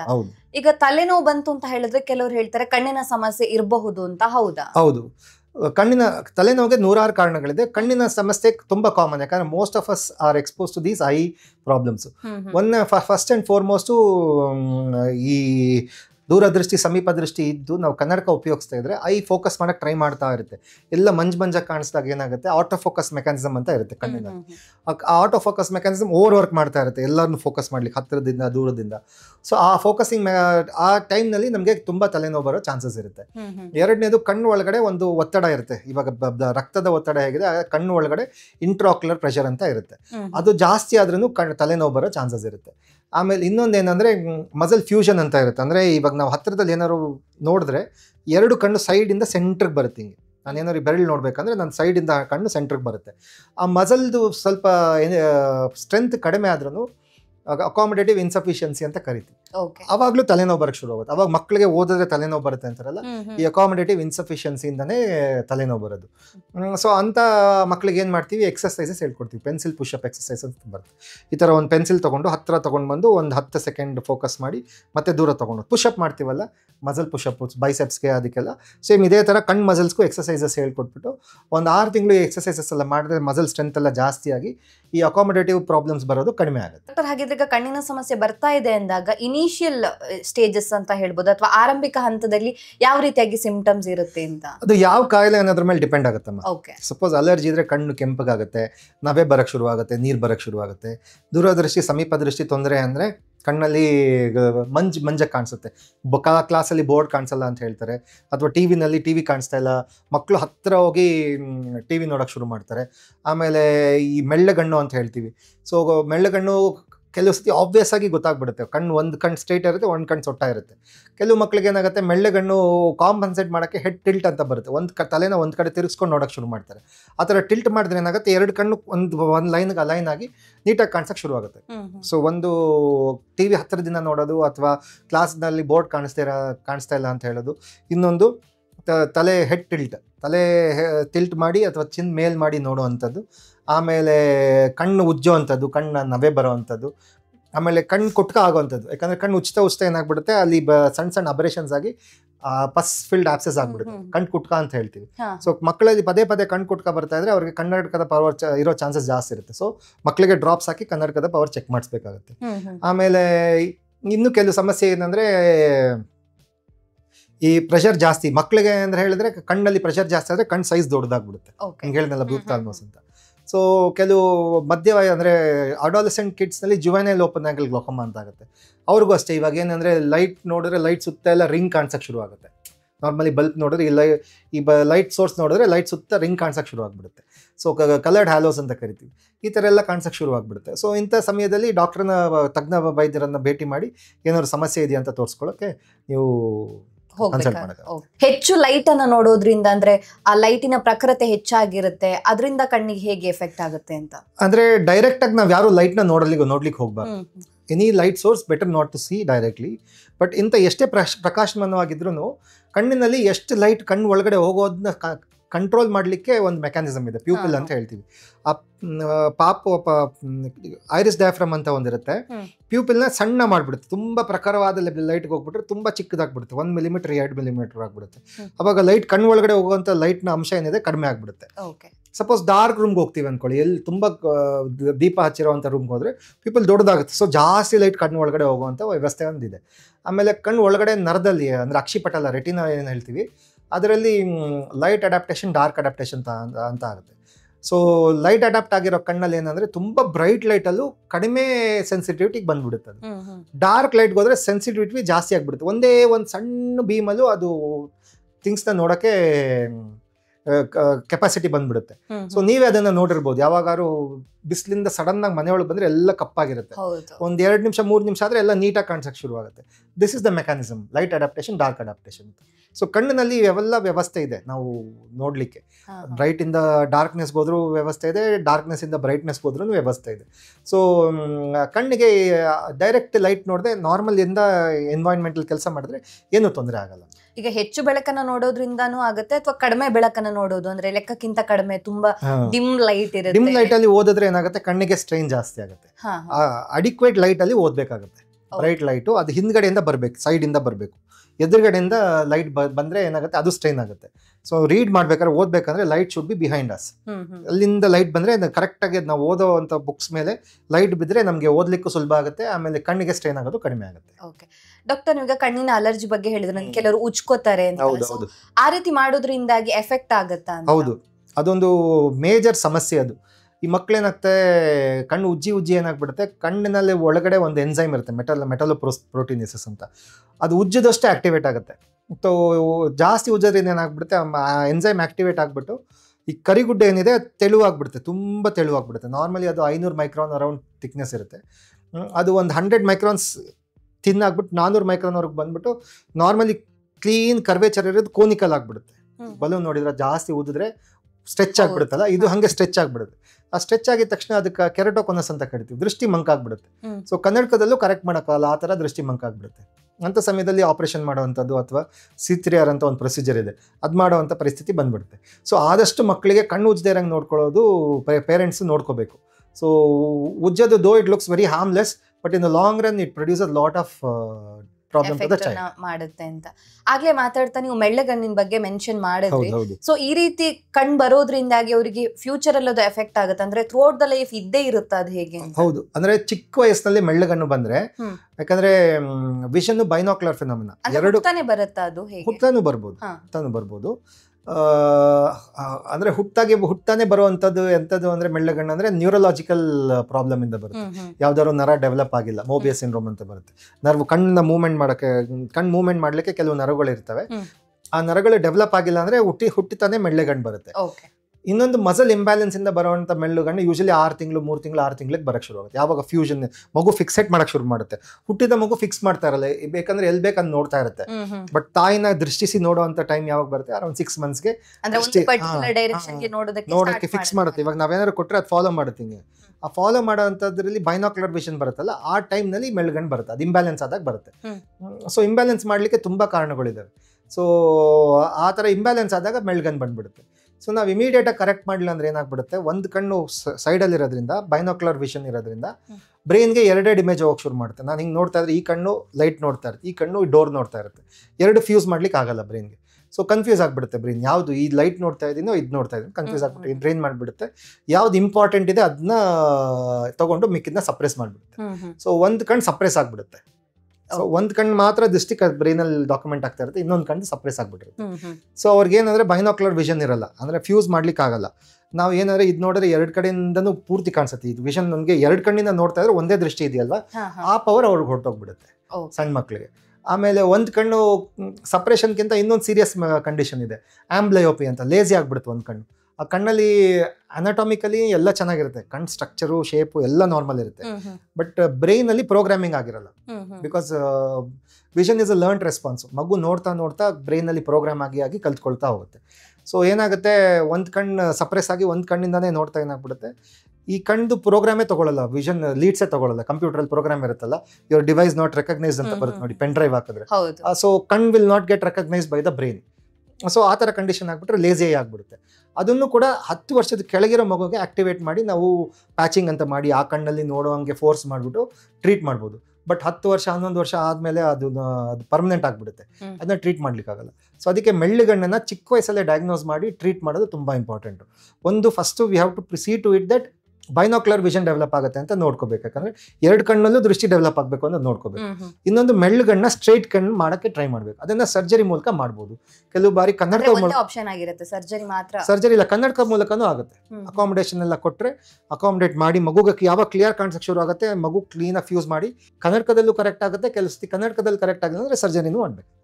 ಓಕೆ, ಈಗ ಡೈಲಿ ಲೈಫಿಗೆ ಕಣ್ಣಿನ ಸಮಸ್ಯೆ ಬರುವಂತದ್ದು ಮಕ್ಕಳಿಗೆ ಹೇಗೆ ಎಫೆಕ್ಟ್ ಆಗುತ್ತೆ? ನೀವು ಆಗ್ಲೇ ಹೇಳಿದ್ರಿ ಸ್ಕೂಲ್ ಅಲ್ಲಿ ಪ್ರಾಬ್ಲಮ್ ಆಗುತ್ತೆ, ಒಂದು ಆಕ್ಟಿವಿಟೀಸ್ ಅಲ್ಲಿ ಹೇಗೆ ವೇರಿಯೇಷನ್ಸ್ ಆಗುತ್ತೆ? ಒಂದು ಫಸ್ಟ್ ಮನೆಯಲ್ಲಿ ಮಕ್ಕಳು ಹತ್ತಿರದಲ್ಲಿ ಹೋಗಿ ಟಿವಿ ನೋಡಕ್ ಶುರು ಮಾಡ್ತಾರೆ, ಅಥವಾ ತುಂಬ ಜಾಸ್ತಿ ದೃಷ್ಟಿ ಮಂಕಾಗಿದ್ರೆ ಅಲ್ಲಲ್ಲಿ ಎಡು ಬೀಳೋದು, ಅದು ಸೋಫಾಗೆ ಅಥವಾ ಚೇರ್ಗೆ ತಾಕಿಸ್ಕೊಂಡು ಓಡಾಡೋದು, ಬಿದೋಗೋದು, ಆ ಥರ ಮಾಡ್ತಾರೆ. ಆಮೇಲೆ ಪಾಠದಲ್ಲಿ ಇಂಟ್ರೆಸ್ಟ್ ಕಳ್ತ್ಕೊಂಡ್ಬಿಡ್ತಾವೆ ಮಕ್ಕಳು. ಕಾಣಿಸ್ಲಿಲ್ಲ ಅಂದರೆ ಸ್ಪೆಲ್ಲಿಂಗ್ಸ್ ಎಲ್ಲ ತಪ್ಪು ಬರೆಯೋದು, ಬೋರ್ಡಲ್ಲಿ ಕಾಣಿಸ್ತಾ ಇದ್ರು ಏನು ಬೇಕಾದ್ ಬರ್ಕೊಂಡು ಬರೋದು. ಆಮೇಲೆ 3ನೇದು ಆಟದಲ್ಲಿ ಇಂಟ್ರೆಸ್ಟ್ ಕಳ್ಕೊಂಡ್ಬಿಡ್ತಾರೆ. ಇವಾಗ ಕ್ರಿಕೆಟ್ ಆಡ್ತಾ ಇರ್ತಾರೆ, ಶಟಲ್ ಕಾಕ್ ಆಡ್ತಾ ಇರ್ತಾರೆ, ಬಾಲ್ ಕಾಣಿಸಲ್ಲ, ಶಟಲ್ ಕಾಕ್ ಕಾಣಿಸಲ್ಲ ಅವ್ರಿಗೆ. ಸೊ ಆಟದಲ್ಲೂ ಇಂಟ್ರೆಸ್ಟ್ ಕಳ್ಕೊಂಡ್ಬಿಡ್ತಾರೆ ಮಕ್ಕಳು. ಆಮೇಲೆ ಮೂರನೇದು ಈ ಅಲರ್ಜಿ ಆದಂಥ ಮಕ್ಕಳಿಗೆ ತುಂಬ ಅದು ಇರಿಟೇಟಿಂಗ್ ಥಿಂಗು, ಯಾವಾಗಲೂ ನವೆ ಆಗ್ತಾ ಇರ್ತದೆ. ಆಮೇಲೆ ಅದು ಸ್ಕ್ರ್ಯಾಚ್ ಸೈಕಲ್ ಅಂತ ಶುರು ಆಗ್ಬಿಡುತ್ತೆ. ಅಂದರೆ ಉಜ್ಜಿದಷ್ಟು ನವೆ ಕಡಿಮೆ ಆಗಲ್ಲ, ಉಜ್ಜಿದಷ್ಟು ಜಾಸ್ತಿ ಆಗ್ತಾ ಹೋಗುತ್ತೆ. ಅದು ಇಚ್ ಮಾಡ್ತಿದೆ, ಸ್ಕ್ರ್ಯಾಚ್ ಮಾಡ್ಕೋತಾರೆ, ಅಂದರೆ ಉಜ್ತಾರೆ ಮತ್ತೆ ಜಾಸ್ತಿ ಆಗುತ್ತೆ, ಮತ್ತೆ ಇಚ್ಚಾಗುತ್ತೆ, ಮತ್ತೆ ಉಜ್ತಾರೆ. ಸೊ ಅದೊಂದು ಸೈಕಲ್ ಥರ ಶುರು ಆಗ್ಬಿಟ್ಟು ಅದು ನಿಲ್ಲದೇ ಇಲ್ಲ. ಸೊ ಈ ಥರ ಉಜ್ಜೋದ್ರಿಂದ ಏನಾಗ್ಬಿಡುತ್ತೆ, ನಾನು ಹೇಳ್ದಲ್ಲ, ಕಾರಿಗುಡ್ಡೆ ತೆಳು ಆಗ್ಬಿಟ್ಟು ಕೆರಟೋಕೊನಸ್ ಶುರು ಆಗ್ಬಿಡುತ್ತೆ. ಇನ್ನೊಂದು ಮೆಳ್ಳುಗಣ್ಣು ಶುರು ಆದರೆ ಅವ್ರಿಗೆ ಒಂದು ಲೇಜಿ ಆಗ್ಬಿಡುತ್ತೆ. ಆಮೇಲೆ ಇನ್ನೊಂದು ಡಿಪ್ರೆಷನ್ಗೆ ಹೊರಟೋಗ್ಬಿಡ್ತಾರೆ ಮಕ್ಕಳು, ಯಾಕಂದ್ರೆ ಆಡ್ಕೊಳ್ಳೋವಂಥ ಪ್ರಮೇಯ ಹೇಳ್ತಾರೆ. ಆಮೇಲೆ ಒಂಥರ ಕಾಸ್ಮೆಟಿಕ್ ಕನ್ಸರ್ನ್ ಅದು ಮಕ್ಕಳಿಗೆ. They are very conscious about there cosmesis. ಮಕ್ಕಳು ನಾವು ಹೇಗೆ ಕಾಣಿಸ್ತೀವಿ ಅನ್ನೋದ್ರ ಮೇಲೆ ತುಂಬ ಅವ್ರಿಗೆ ಇಂಟ್ರೆಸ್ಟ್ ಇರುತ್ತೆ. ಸೊ ಒಂದು ಕಣ್ಣು ಮೆಳ್ಳುಗಣ್ಣು ಬಂದರೆ ಅವ್ರಿಗೆ ಒಂಥರ ಲ್ಯಾಕ್ ಆಫ್ ಸೆಲ್ಫ್ ಕಾನ್ಫಿಡೆನ್ಸು, ಆಮೇಲೆ ಅದೊಂದು ಅದೇನು ಮೋಟಿವೇಶನ್ ಇರುತ್ತೆ ತುಂಬ ಕಡಿಮೆ ಆಗಿಬಿಡುತ್ತೆ. ಸೊ ಈ ಥರ ಎಲ್ಲ ಏನಾದ್ರು ನೀವು ಕಾಣಿಸಿದ್ರೆ ಮಕ್ಕಳನ್ನ ಆದಷ್ಟು ಬೇಗ ತಜ್ಞ ವೈದ್ಯರಲ್ಲಿ ತೋರಿಸ್ಬಿಟ್ಟು ಏನಾದ್ರು ಸಮಸ್ಯೆ ಇದ್ದರೆ ಟ್ರೀಟ್ಮೆಂಟ್ ತೊಗೊಂಡ್ರೆ ಎಲ್ಲ ಟ್ರೀಟ್ ಮಾಡ್ಬೋದು ಇವು ಕಂಡೀಷನ್ಸ್ನೆಲ್ಲ. ಈಗ ಟ್ರೀಟ್ಮೆಂಟ್ ಆಪ್ಷನ್ಸ್ ಬಗ್ಗೆ ಹೇಳೋದಾದ್ರೆ, ಫಸ್ಟ್ ಸ್ಟೆಪ್ ಎಲ್ಲದಕ್ಕೂ ಕೂಡ ಡ್ರಾಪ್ಸೇ ಆಗಿರುತ್ತೆ ಅಥವಾ ಸ್ಪೆಕ್ಸೇ ಆಗಿರುತ್ತೆ? ಅದು ಯಾವ ಕಂಡೀಷನ್ ಅನ್ನೋದ್ರ ಮೇಲೆ ಡಿಪೆಂಡ್ ಆಗುತ್ತೆ. ಒಂದು ಈ ಅಲರ್ಜಿ ಅಂತ ಕಂಡೀಷನ್ಗೆ ಡ್ರಾಪ್ಸ್ ಅಲ್ಲಿ ನಾವು ಟ್ರೀಟ್ ಮಾಡ್ಬೋದು. ಡ್ರಾಪ್ಸ್ ಕೊಟ್ಟರೆ ಅದು ನೀಟಾಗಿ ಕಂಪ್ಲೀಟ್ ಆಗಿ ಕ್ಯೂರ್ ಮಾಡ್ಬೋದು, ಅದನ್ನ ಕಂಟ್ರೋಲ್ ಅಲ್ಲಿ ಇಡ್ಬೋದು. ಓಕೆ, ಅಂದ್ರೆ ಡ್ರಾಪ್ಸ್ ಕೊಟ್ಟರೆ ಕಂಟ್ರೋಲಿಗೆ ಬರುತ್ತೆ. ಆಮೇಲೆ ಅಲರ್ಜಿ ಅನ್ನೋದೇನಿದೆ ಒಂದು 18-20 ವರ್ಷದವರೆಗೂ ಇರುತ್ತೆ, ಆಮೇಲೆ ನಿಂತೋಗ್ಬಿಡುತ್ತೆ. ಅಲ್ಲಿವರೆಗೂ ಕಂಟ್ರೋಲ್ ಮಾಡ್ಬೇಕು ನಾವು. ಮಗು ಯಾವಾಗ ಒಂದು ಅಡೋಲೆಸೆನ್ಸ್ ಬರುತ್ತೆ ಅವಾಗ ಈ ಅಲರ್ಜಿ ಸಮಸ್ಯೆ ಹೊರಟೋಗ್ಬಿಡುತ್ತೆ. ಆವಾಗ ಟ್ರೀಟ್ಮೆಂಟ್ ಇಲ್ಲದೇ ಮಗು ಆರಾಮಾಗಿರುತ್ತೆ. ಬಟ್ ಅಲ್ಲಿವರೆಗೂ ಮಗು ಕಣ್ಣು ಉಜ್ಜದೆ ಕೆರಟೋಕೊನಸ್ ಮಾಡ್ಕೊಳ್ದೆ ಈ ಕರಿಗುಡ್ಡೆ ತೆಳು ಆಗ್ದಂಗೆ ನಾವು ನೋಡ್ಕೊಂಡ್ಬಿಟ್ರೆ ಲೈಫ್ ಲಾಂಗ್ ಏನು ಬೇರೆ ತೊಂದರೆ ಉಳ್ಕೊಳ್ಳಲ್ಲ. ಎರಡನೇದು ಈ ದೃಷ್ಟಿದೋಷ ಏನಿದೆ, ಈ ಸಮೀಪ ದೃಷ್ಟಿದೋಷ, ದೂರದೃಷ್ಟಿ ದೋಷ, ಇದಕ್ಕೆ ಕನ್ನಡಕನೇ ಟ್ರೀಟ್ಮೆಂಟ್. ಕರೆಕ್ಟ್ ಪವರ್ ಟೆಸ್ಟ್ ಮಾಡಿ ಕರೆಕ್ಟಾಗಿ ಕನ್ನಡಕ ರೆಗ್ಯುಲರಾಗಿ ಯೂಸ್ ಮಾಡಬೇಕು. ಅವಾಗವಾಗ ಯೂಸ್ ಮಾಡೋಂಗಿರಲ್ಲ. ಮಕ್ಕಳಿಗೆ ಪವರ್ ಇದ್ದರೆ ಬೆಳಗ್ಗೆ ಹಾಕ್ಕೊಂಡ್ರೆ ಸಂಜೆವರೆಗೂ ಹಾಕ್ಕೊಂಡೇ ಇರಬೇಕು. ಮಲ್ಗೋಬೇಕಾದ್ರೆ ಮಾತ್ರ ತೆಗಿಬೇಕು. ಆಮೇಲೆ ಈ ಅಕಾಮಿಡೇಷನ್ ಇಂದ ಪವರ್ ಜಾಸ್ತಿ ಆಗುತ್ತೆ ಅಂತ ನಿಮ್ಗೆ ಹೇಳಿದ್ನಲ್ಲ, ಸೊ ಅದನ್ನ ನಾವು ಕಡಿಮೆ ಮಾಡ್ಲಿಕ್ಕೆ ಏನ್ ಮಾಡ್ತೀವಿ, ಒಂದು ಡ್ರಾಪ್ ಕೊಡ್ತೀವಿ. ಅಟ್ರೋಪಿನ್ ಅಂತ ಒಂದು ಬರುತ್ತೆ, ಲೋ ಡೋಸ್ ಅಟ್ರೋಪಿನ್ 0.1%. ಅದು ಕೊಡೋದ್ರಿಂದ ಮಸಲ್ ಸ್ವಲ್ಪ ರಿಲ್ಯಾಕ್ಸ್ ಆಗುತ್ತೆ. ಸೊ ಮಗು ತುಂಬ ಹತ್ತಿರಕ್ಕೆ ಹೋದ್ರಿಂದ ಸ್ವಲ್ಪ ಅದು ಅಕಾಮಿಡೇಷನ್ ಮಾಡೋಕ್ಕಾಗಲ್ಲ. ಸೊ ಮಗು ಸ್ವಲ್ಪ ದೂರದಿಂದ ನಾವು ನೋಡ್ಲಿಕ್ಕೆ ಶುರು ಮಾಡುತ್ತೆ. ಈ ಥರ ಡ್ರಾಪ್ಸ್ ಕೊಡೋದ್ರಿಂದ ಈ ಸಮೀಪ ದೃಷ್ಟಿ ದೋಷ ಏನಿದೆ ಜಾಸ್ತಿ ಬೇಗ ಪ್ರೋಗ್ರೆಸ್ ಆಗೋದನ್ನ ನಾವು ತಡಿಬಹುದು. ಈಗ ಸ್ಪೆಕ್ಸ್ ಕೊಟ್ರೆ ಅವರಿಗೆ ಥ್ರೂ ಔಟ್ ದ ಲೈಫ್ ಬೇಕೇ ಬೇಕಾಗತ್ತೆ ಅಥವಾ ಒಂದು ಪರ್ಟಿಕ್ಯುಲರ್ ಪಾಯಿಂಟ್ ಅಲ್ಲಿ ನೀವು ಇದನ್ನ ಸ್ಟಾಪ್ ಮಾಡಿ ಅಂತ ಹೇಳ್ಬೋದಾ? ಹೈಪರ್ ಮೆಟ್ರೋಪಿಯಾ ಯೂಶಲಿ ಮಯೋಪಿಕ್ ಕಡೆ ಶಿಫ್ಟ್ ಆಗೋ ಚಾನ್ಸಸ್ ಇರುತ್ತೆ. ಬಟ್ ಈ ಸಮೀಪ ದೃಷ್ಟಿ ದೋಷ ಬಂದ್ರೆ ಯೂಶಲಿ ಅದಿರುತ್ತೆ, ಹೋಗೋ ಚಾನ್ಸಸ್ ಕಡಿಮೆ. ಬಟ್ ಮಗು ಸ್ವಲ್ಪ ದೊಡ್ಡವರಾದ್ಮೇಲೆ 18-20 ವರ್ಷ ಆದ್ಮೇಲೆ ರಿಫ್ರಾಕ್ಟಿವ್ ಸರ್ಜರಿ ಅಂತ ಮಾಡ್ತೀವಿ. ಇಲ್ಲ ಲ್ಯಾಸಿಕ್ಕು, ಇಲ್ಲ ಸ್ಮೈಲು, ಇಲ್ಲ ಕಣ್ಣು ಒಳಗಡೆ ಕಾಂಟ್ಯಾಕ್ಟ್ ಲೆನ್ಸ್ ಹಾಕುವಂಥ ಪ್ರೊಸೀಜರ್ಸ್ ಇದೆ. ಅವ್ಯಾವ ಸರ್ಜರಿ ಬೇಡ ಅಂದರೆ ಕಾಂಟ್ಯಾಕ್ಟ್ ಲೆನ್ಸ್ ಯೂಸ್ ಮಾಡಿಕೊಂಡು ಕನ್ನಡಕ ಹಾಕೋದನ್ನ ಅವಾಯ್ಡ್ ಮಾಡ್ಬೋದು. ಓಕೆ, ಈಗ ಕಣ್ಣಿನ ಆರೋಗ್ಯದ ಬಗ್ಗೆ ನಿಮಗೆ ಗೊತ್ತಿರೋ ಹಾಗೆ ಅಥವಾ ನಿಮ್ಮ ಎಕ್ಸ್ಪೀರಿಯನ್ಸ್ ಅಲ್ಲಿ ಏನಾದರೂ ಜನರಲ್ಲಿ ಮಿತ್ಸ್ ಇದೆಯಾ ಅಥವಾ ತಪ್ಪು ಕಲ್ಪನೆಗಳೇನಾದರೂ ಇದೆಯಾ ಅಂತ? ಅಂದರೆ ಕೆಲವರು ಜನಗಳೇನು ಮಾಡ್ತಾರೆ ಅಂದರೆ ಕಣ್ಣು ಒಳಗಡೆ ಹಾಲು ಹಾಕೊಂಡು ಬರ್ತಾರೆ. ಏನಾದ್ರು ಕಣ್ಣು ಒಳಗಡೆ ಫಾರಿನ್ ಬಾಡಿ ಬಿದ್ದರೆ ಹಾಲು ಹಾಕೊಂಡ್ವಿ, ತಾಯಿ ಹಾಲು ಹಾಕೊಂಡು ಬಂದು ಬ್ರೆಸ್ಟ್ ಮಿಲ್ಕ್ ಹಾಕೊಂಡು ಬಂದಿದ್ದಾರೆ. ಅದರಲ್ಲಿ ಇನ್ಫೆಕ್ಷನ್ ಆಗೋ ರಿಸ್ಕ್ ಜಾಸ್ತಿ ಇರುತ್ತೆ, ಅದನ್ನೆಲ್ಲ ಮಾಡಬಾರ್ದು. ಆಮೇಲೆ ಕೆಲವರು ಗುಲಾಬ್ ಜಲ್, ಕಣ್ಣು ಉರಿತಾ ಇದ್ರೆ ಗುಲಾಬ್ ಜಲ್ ಹಾಕೊಂಡ್ವಿ ಅಂತ ಹೇಳ್ತಾರೆ. ಗುಲಾಬ್ ಜಲ್ is not good for eye, because ಕಣ್ಣು ಒಳಗಡೆ ಏನೇ ಹಾಕಿದ್ರು ಸ್ಟೈರಲ್ ಆಗಿರ್ಬೇಕು, ಅದರಲ್ಲಿ ಆರ್ಗಾನಿಸಮ್ಸ್ ಇರಬಾರ್ದು. ಈ ಗುಲಾಬ್ ಜಲ್ ನಾರ್ಮಲಿ ಫೇಸ್ ವಾಶ್ಗೆ ಸ್ಕಿನ್ಗೆ ಹಾಕೋಕ್ಕೆ ಮಾಡಿರ್ತಾರೆ. ಅದರಲ್ಲಿ ಮೈಕ್ರಾನಿಸಮ್ ಇದ್ರೂ ಹಾರ್ಮ್ ಏನು ಜಾಸ್ತಿ ಆಗಲ್ಲ. ಬಟ್ ಕಣ್ಣು is a very sensitive structure. Ulcer ಏನಾದ್ರು ಹಾಕ್ಬಿಟ್ರೆ ಲೈಫ್ ಲಾಂಗ್ ವಿಷನ್ ಲಾಸ್ ಆಗೋ ರಿಸ್ಕ್ ಇರುತ್ತೆ. ಸೊ ಇಂಥ ಕಂಡೀಷನ್ಸ್ನ ನೀವು ಅವಾಯ್ಡ್ ಮಾಡಬೇಕು. ಆಮೇಲೆ ಇನ್ನೊಂದೇನೆಂದರೆ ಕನ್ನಡಕ ಒಂದ್ಸತಿ ಹಾಕ್ಬಿಟ್ರೆ ಲೈಫ್ ಲಾಂಗ್ ಹಾಕಬೇಕು ಅಂತ ಮಕ್ಕಳಿಗೆ ಕೆಲವರು ಹಾಕಕ್ಕೆ ಬಿಡಲ್ಲ. ಬಟ್ ಇಂಥ ಸಮಸ್ಯೆನೇ ನಾನು ಹೇಳಿದ್ನಲ್ಲ, ಲೇಸಿ ಆಗಿ ಡೆವಲಪ್ ಆಗುವಂಥ ಕಂಡೀಷನ್ಸು ಎಲ್ಲ ಇರುತ್ತೆ. ಡಾಕ್ಟರ್, ಈಗ ಮಕ್ಕಳಿಗೆ ಫಸ್ಟ್ ಐ ಚೆಕಪ್ ಯಾವಾಗ ಮಾಡಿಸ್ಬೇಕಾಗುತ್ತೆ? ನಾರ್ಮಲಿ ಟೆಕ್ಸ್ಟ್ ಬುಕ್ ರೆಕಮೆಂಡೇಶನ್ ಪ್ರಕಾರ ಹೋದ್ರೆ 6 ತಿಂಗಳಿಗೆ ಚೆಕ್ ಮಾಡಿಸ್ಬೇಕಾಗುತ್ತೆ. ಮಗು ನಾನು ಹೇಳ್ದಲ್ಲ, ಫ್ಯೂಷನ್ ಡೆವಲಪ್ ಆಗುತ್ತೆ, ಮಗು ಫಿಕ್ಸ್ ಮಾಡಕ್ಕೆ ಶುರು ಮಾಡುತ್ತೆ, ತಾಯಿನ ನೋಡಕ್ಕೆ ಶುರು ಮಾಡುತ್ತೆ, ಜನರನ್ನ ರೆಕಗ್ನೈಸ್ ಮಾಡಕ್ಕೆ ಶುರು ಮಾಡುತ್ತೆ, ನಗಕ್ಕೆ ಶುರು ಮಾಡುತ್ತೆ. 6ನೇ ತಿಂಗಳಿಗೆ ಚೆಕ್ ಮಾಡಿಸ್ಬೇಕಾಗುತ್ತೆ. ಆಮೇಲೆ ಸೆಕೆಂಡ್ ಚೆಕಪ್ ಮಗುನ ಸ್ಕೂಲ್ಗೆ ಸೇರಿಸ್ತೀವಲ್ಲ 3ನೇ ವರ್ಷಕ್ಕೆ, ಅವಾಗ ಚೆಕ್ ಮಾಡಿಸ್ಬೇಕಾಗುತ್ತೆ. ಓಕೆ, ಈ ಟೈಮ್ನಲ್ಲಿ ಚೆಕ್ ಮಾಡಿಸ್ಬೇಕು. ಬಟ್ ಸಪೋಸ್ ಮಗು ಯಾರನ್ನೂ ಗುರುತಿಸ್ತಾ ಇಲ್ಲ, ಆಗ್ತಾನೆ ಹುಟ್ಟಿರೋ ಮಗು ಗುರುಸ್ತಾ ಇಲ್ಲ, ಆಮೇಲೆ ಕಣ್ಣು ಕೆಂಪಗಾಗ್ತಾ ಇದೆ, ಯಾವಾಗಲೂ ನೀರು ಸೋಯ್ತಾ ಇದೆ, ಗೀಚ್ ಬರ್ತಾ ಇದೆ ಅಂದರೆ ಯಾವ ಏಜು ಅದಕ್ಕೆ ರೆಸ್ಟ್ರಿಕ್ಷನ್ ಇಲ್ಲ. ಆಗ್ತಾನೆ ಹುಟ್ಟಿದ ಮಗುನ ಕೂಡ ನೀವು ಕರ್ಕೊಂಡೋಗಿ ತೋರಿಸ್ಬೋದು. But normal general checkup for the kid is at 6 months and at 3rd year. Okay doctor, ಈಗ ಕಣ್ಣಿಗೆ ಸ್ಟ್ರೈನ್ ಆಗುತ್ತೆ ಅಂತ ಹೇಳಿದ್ರಲ್ವಾ, ಸೊ ಏನಾದ್ರು ಆಫೀಸ್ ಟೈಮ್ ಅಲ್ಲಿ ಅಥವಾ ಡೆಸ್ಕ್ ವರ್ಕ್ ಮಾಡೋರಿಗೆ ಜಾಸ್ತಿ ಸ್ಟ್ರೈನ್ ಆಯ್ತು ಅಂತ ಹೇಳಿದ್ರೆ ರಿಲೀಫ್ ಆಗೋದಕ್ಕೆ ಏನಾದ್ರು ಎಕ್ಸರ್ಸೈಸ್ ಇರುತ್ತಾ ಕಣ್ಣಿಗೆ ಅಂತ? ನಾರ್ಮಲಿ ನಾವು ಆಫೀಸ್ ವರ್ಕ್ ಅಲ್ಲಿ ಏನ್ ಮಾಡ್ತೀವಿ, ಅದರಲ್ಲೂ ಹತ್ತಿರದ ಕೆಲಸನೇ ಮಾಡೋದು. ಇಲ್ಲ ಮಾನಿಟರ್ ನೋಡ್ತೀವಿ, ಇಲ್ಲ ಸ್ಕ್ರೀನ್ ನೋಡ್ತೀವಿ, ಇಲ್ಲ ಏನಾದ್ರು ಬರಿತೀವಿ. ಸೊ ನಾನು ಹೇಳ್ದಂಗೆ ಎಲ್ಲ ಹತ್ತಿರದ ಕೆಲಸಕ್ಕೆ ಮಸಲ್ ಯೂಸ್ ಆಗುತ್ತೆ. ಅಕಾಮಡೇಟಿವ್ ಮಸಲ್ಸ್ ಅಂತ ಕಣ್ಣು ಒಳಗಡೆ ಇರುತ್ತೆ. ಅದು ಲೆನ್ಸ್ನ ಶೇಪ್ನ ಚೇಂಜ್ ಮಾಡಿಬಿಟ್ಟು ನಮಗೆ ಹತ್ತಿರದಲ್ಲಿ ಫೋಕಸ್ ಮಾಡಲಿಕ್ಕೆ ಹೆಲ್ಪ್ ಮಾಡುತ್ತೆ. ಸೊ ನೀವು 7 ರಿಂದ 8 ಗಂಟೆ ಕಂಟಿನ್ಯೂಸ್ ಆಗಿ ನಿಯರ್ ವರ್ಕ್ ಮಾಡಿದ್ರೆ ಅದು 7 ರಿಂದ 8 ಗಂಟೆ ಆ ಮಸಲ್ ಕೂಡ ವರ್ಕ್ ಮಾಡ್ತಾ ಇರುತ್ತೆ. ಸೊ ಮಸಲ್ ಯಾವಾಗ ರಿಲ್ಯಾಕ್ಸ್ ಆಗುತ್ತೆ ಅಂದರೆ ನೀವು ದೂರ ನೋಡಿದ್ರೆ ರಿಲ್ಯಾಕ್ಸ್ ಆಗುತ್ತೆ. ಕಿಟಕಿಯಿಂದ ಯಾವ್ದಾದ್ರು ದೂರದಲ್ಲಿ ಒಂದು ಬಿಲ್ಡಿಂಗು ಅಥವಾ ಮರನೋ ನೋಡಿದ್ರೆ ರಿಲ್ಯಾಕ್ಸ್ ಆಗುತ್ತೆ. ಸೊ ಕೆಲಸ ಮಾಡ್ಬೇಕಾದ್ರೆ ಮಧ್ಯದಲ್ಲಿ ಒಂದು 20 ನಿಮಿಷ ರೆಸ್ಟ್ ಆದಮೇಲೆ ಒಂದು 20 ಸೆಕೆಂಡ್ 30 ಸೆಕೆಂಡ್ ದೂರದಲ್ಲಿ ನೋಡಿದ್ರೆ ಮಸಲ್ ರಿಲ್ಯಾಕ್ಸ್ ಆಗಿ ಸ್ವಲ್ಪ ಅದಕ್ಕೆ ಫ್ರೀ ಆಗುತ್ತೆ. ಸೊ ಅದಾದಮೇಲೆ ಒಂದು 20 ನಿಮಿಷ ವರ್ಕಲ್ಲಿ ಒಂದು 20 ಸೆಕೆಂಡ್ ಆ ಥರ ರೆಸ್ಟ್ ತೊಗೊಂಡು ಮತ್ತೆ ನೀವು ವರ್ಕ್ ಮಾಡಿಕೊಂಡ್ರೆ ಈ ಥರ ಫ್ರೀಕ್ವೆಂಟಾಗಿ ಬ್ರೇಕ್ನಲ್ಲಿ ದೂರ ನೋಡಿ ನೀವು ಕಣ್ಣನ್ನ ರಿಲ್ಯಾಕ್ಸ್ ಮಾಡಿಕೊಂಡ್ರೆ ಈ ಥರ ಕಣ್ಣಲ್ಲಿ ಸ್ಟ್ರೈನ್ ಆಗೋವಂಥ ಸಮಸ್ಯೆ ಕಡಿಮೆ ಆಗುತ್ತೆ. ಆಮೇಲೆ ಆದಷ್ಟು ಅನ್ನೆಸೆಸರಿ ಸ್ಕ್ರೀನ್ ಟೈಮ್ನ ಅವಾಯ್ಡ್ ಮಾಡಬೇಕು. ನಾವು ಪೇಷಂಟ್ಸ್ ಬರ್ತಾರೆ, ಎಷ್ಟೊತ್ತು ಲ್ಯಾಪ್ಟಾಪಲ್ಲಿ ಕೆಲಸ ಮಾಡ್ತೀರಾ ಅಂದರೆ ಅವರು ಒಂದು 8 ಗಂಟೆ ಕೆಲಸ ಮಾಡ್ತೀವಿ ಅಂತ ಹೇಳ್ತಾರೆ. 8 ಗಂಟೆ ಲ್ಯಾಪ್ಟಾಪಲ್ಲಿ ಕೆಲಸ ಮಾಡಿದ್ರೆ ಇನ್ನೊಂದು ಪ್ಲಸ್ ಒಂದು 4-5 ಅವರ್ಸ್ ಸ್ಮಾರ್ಟ್ ಫೋನಲ್ಲಿ ಸ್ಪೆಂಡ್ ಮಾಡ್ತೀವಿ. So daily almost half of your day will be on a screen. So the eyes are overworked. Normally human eyes have been designed just to color vision ಏನಕ್ಕೆ ಬಂದಿದೆ ಅಂದರೆ we are primates basically. So ಹಣ್ಣು ಕಿತ್ಕೊಂಡು ತಿನ್ನೋಕ್ಕೆ ಈ ಥರ ಕಣ್ಣು ಬಂದಿರೋದು. ಬಟ್ ನಾವು ಓವರ್ ದ ಇಯರ್ಸ್ ಎವಾಲ್ವ್ ಆಗಿ ಇಂಟೆಲಿಜೆಂಟ್ ಆಗಿ ಈ ಡಿವೈಸಸ್ ಎಲ್ಲ ಮಾಡಿಬಿಟ್ಟು ಬುಕ್ಸ್ ಎಲ್ಲ ಮಾಡಿಬಿಟ್ಟು ಓವರ್ ವರ್ಕ್ ಮಾಡ್ತಾ ಇದೀವಿ ಕಣ್ಣನ್ನ. ಸೊ ಕಣ್ಣಿಗೆ ತುಂಬಾ ಹೆಚ್ಚು ಕೆಲಸ ಕೊಡ್ತಾ ಇದೀವಿ, ಹಾಗಾಗಿ ಸ್ಟ್ರೈನ್ ಆಗ್ತಾ ಇದೆ. ಸೊ ಕಣ್ಣಿಗೆ ಜಾಸ್ತಿ ಸ್ಟ್ರೈನ್ ಕೊಡ್ದಂಗೆ ರಿಲ್ಯಾಕ್ಸ್ ಮಾಡಿದ್ರೆ ಬೆಟರ್. ಈಗ ಕಣ್ಣಿಗೆ ಏನಾದ್ರು ಇಚ್ಚಿಂಗ್ ಆದಾಗ ಅಥವಾ ಏನಾದ್ರು ಅಲರ್ಜಿ ಆದ ಟೈಮ್ ಅಲ್ಲಿ ಕೆಲವರು ಹೇಳ್ತಾರೆ ನೀರ್ ಹಾಕೋಬೇಕು ಸರಿ ಆಗತ್ತೆ ಅಂತ, ಆತರ ಮಾಡಬಹುದಾ? ಯಾಕಂದ್ರೆ ನೀರಲ್ಲೂ ಕೆಲವೊಂದ್ಸತಿ ಡಸ್ಟ್ ಪಾರ್ಟಿಕಲ್ಸ್ ಇರಬಹುದು, ಅದರಿಂದ ಎಫೆಕ್ಟ್ ಆಗುತ್ತೆ ಹೇಗೆ ಅಂತ? ಅಲರ್ಜಿ ನೀರ್ ಹಾಕೊಂಡ್ರಿಂದ ಇಂಪ್ರೂವ್ಮೆಂಟ್ ಗಿಂತ ವರ್ಸನಿಂಗ್ ಆಗೋ ಚಾನ್ಸಸ್ ಜಾಸ್ತಿ ಇರುತ್ತೆ. ಯಾಕಂದ್ರೆ ಕಣ್ಣಿನಲ್ಲಿ ಕಣ್ಣೀರ್ ಅಂತ ಏನಿದೆ ಅದು it's a very complex solution. ತುಂಬ ಪ್ರೋಟೀನ್ಸ್ ಇರುತ್ತೆ, ಕೆಮಿಕಲ್ಸ್ ಇರುತ್ತೆ, ಎಲೆಕ್ಟ್ರೋಲೈಟ್ಸ್ ಇರುತ್ತೆ, ಆ್ಯಂಟಿಬಾಡೀಸ್ ಇರುತ್ತೆ. ಇದೆಲ್ಲ ಕಣ್ಣಿನಲ್ಲಿ ಅದು ಲೋಕಲ್ ಎನ್ವೈರ್ನ್ಮೆಂಟ್ನ ಮೇಂಟೈನ್ ಮಾಡಲಿಕ್ಕೆ ಅದು ಕೆಲಸ ಮಾಡ್ತಾ ಇರುತ್ತೆ. ನೀವು ಕಣ್ಣನ್ನು ವಾಶ್ ಮಾಡಿಬಿಟ್ರೆ ಏನಾಗ್ಬಿಡುತ್ತೆ, ಅದೆಲ್ಲ ವಾಶ್ ಔಟ್ ಆಗಿಬಿಡುತ್ತೆ.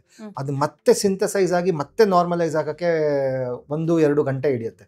ಸೊ ಆ ಟೈಮ್ನಲ್ಲಿ ಮತ್ತೆ ಉರಿ ಜಾಸ್ತಿಯಾಗಿ ನೋವಾಗುವಂಥ ಪ್ರಾಬ್ಲಮ್ ಚಾನ್ಸಸ್ ಇರುತ್ತೆ. ಸೊ ಕಣ್ಣಿಗೆ ತಾನು ಕ್ಲೀನ್ ಮಾಡ್ಕೊಳ್ಳೋವಂಥ ಮೆಕ್ಯಾನಿಸಮ್ ಇದೆ.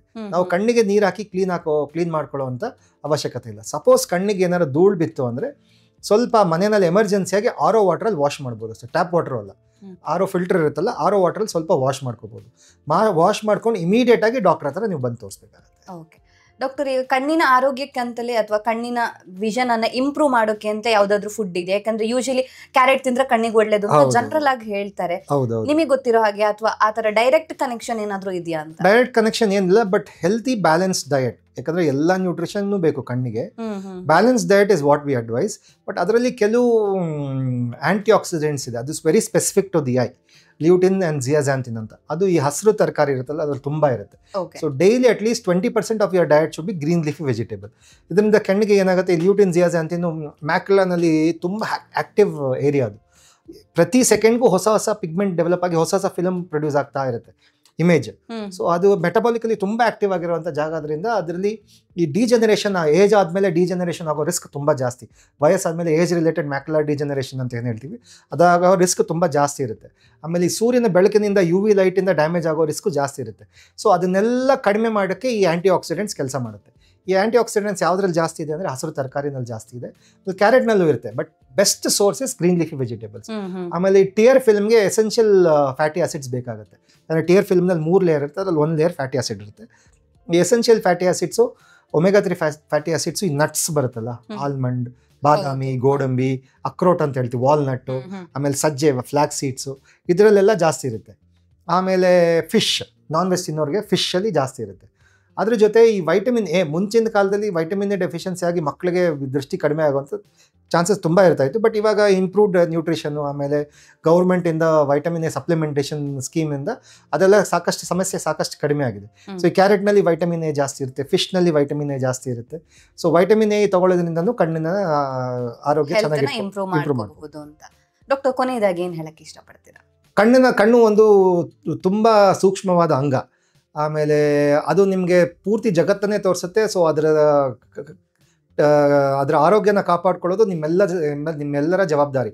ಅದಕ್ಕಾಗಿ ಕಣ್ಣಿಗೆ ಪೂರಕವಾದಂಥ ಒಳ್ಳೆ ಆಹಾರ ಪದ್ಧತಿನ ರೂಢಿಸ್ಕೊಳ್ಳಿ. ಆಮೇಲೆ ಕಣ್ಣಿಗೆ ಜಾಸ್ತಿ ಸ್ಟ್ರೈನ್ ಕೊಡೋಕೆ ಹೋಗ್ಬಿಡಿ. ಆದಷ್ಟು ಈ ಸ್ಮಾರ್ಟ್ ಡಿವೈಸಸ್ನ ಯೂಸ್ ಮಾಡೋವಂಥದ್ದನ್ನ ಕಡಿಮೆ ಮಾಡಿ.